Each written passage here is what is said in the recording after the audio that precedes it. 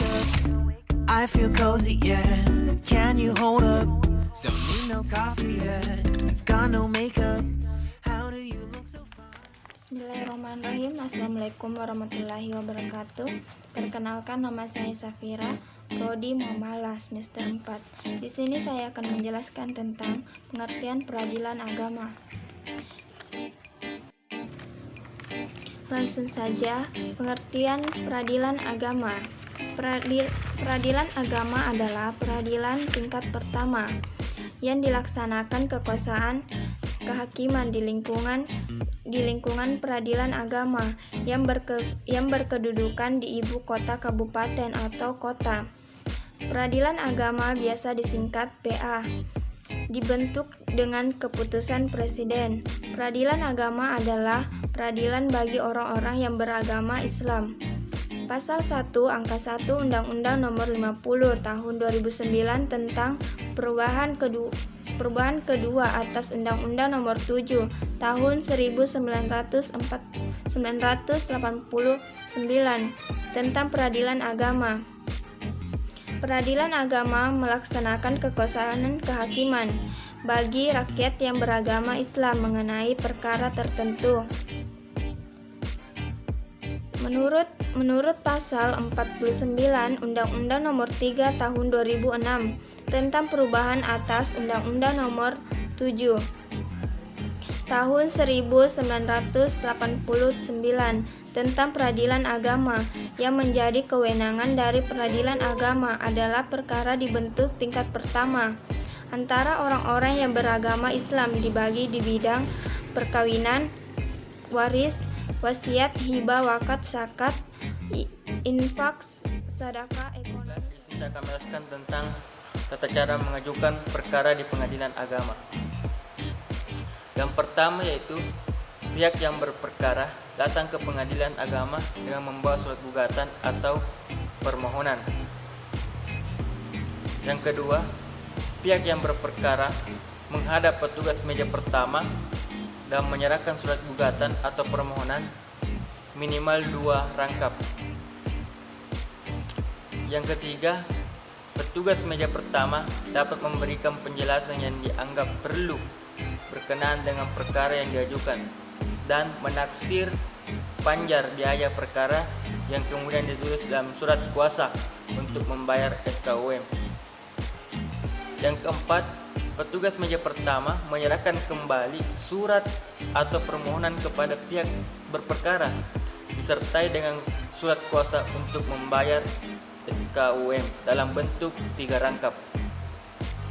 Yang kelima, pihak yang berperkara menyerahkan kepada pemegang kasir surat gugatan atau permohonan tersebut dan surat kuasa untuk membayar SKUM. Yang keenam, pemegang kas menyerahkan surat kuasa untuk membayar SKUM kepada pihak berperkara sebagai dasar penyetoran panjar biaya perkara ke bank. Yang ketujuh, pihak yang berperkara datang ke loket layanan bank dan mengisi slip penyetoran panjar biaya perkara. Pengisian data dalam slip bank tersebut sesuai dengan surat kuasa untuk membayar SKUM. Yang kedelapan, setelah pihak berperkara menerima slip bank yang telah divalidasi dari petugas layanan bank, pihak berperkara menunjukkan slip bank dan menyerahkan surat kuasa untuk membayar SKUM kepada pemegang kas. Yang kesembilan, pemegang kas setelah meneliti slip bank kemudian menyerahkan kembali kepada pihak yang berperkara. Pemegang kas kemudian memberi tanda lunas dalam surat kuasa untuk membayar SKUM dan menyerahkan kembali kepada pihak yang berperkara dan tindasan pertama surat kuasa untuk membayar SKUM serta gugatan atau permohonan yang bersangkutan. Yang ke-10, pihak yang berperkara menyerahkan kepada petugas meja kedua surat gugatan atau permohonan sebanyak jumlah tergugat ditambah 2 rangkap serta tindasan pertama surat kuasa untuk membayar SKUM. Ke-11, Petugas meja kedua mendaftar mencatat surat gugatan atau permohonan dalam register bersangkutan serta memberi nomor register pada surat gugatan atau permohonan tersebut yang diambil dari nomor pendaftaran yang telah diberikan oleh pemegang kas. Yang ke-12, petugas meja kedua menyerahkan kembali satu rangkap surat gugatan atau permohonan yang telah diberi nomor register kepada pihak yang berperkara.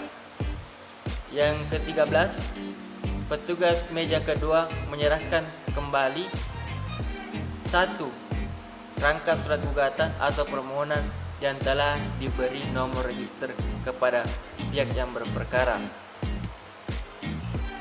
Baiklah, itulah tata cara mengajukan perkara di pengadilan agama.